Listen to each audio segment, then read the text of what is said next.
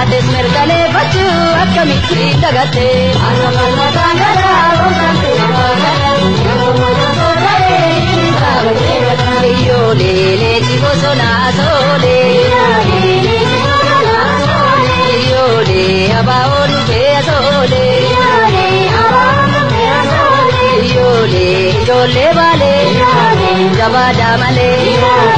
jole arsi nafsa dabarsi jole jimba nongwale remma jole arge jajjabo darge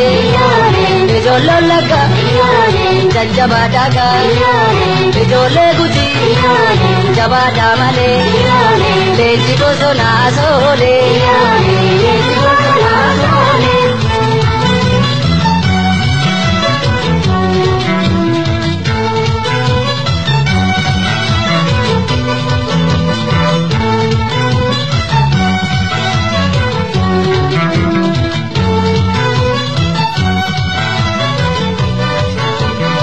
Ana falmata gada bonsan sinaba gada yoromo toko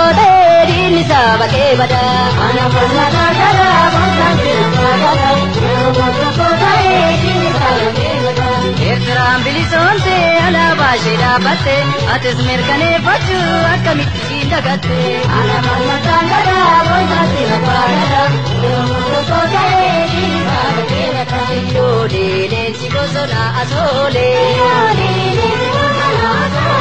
Yole abaon pe azole Yole jole shawa mele nadawa jole wallo jabada malo gojam matakal dena ketakal jole bore akam godare jole matu rinna dabantu yana kesa Jajabesa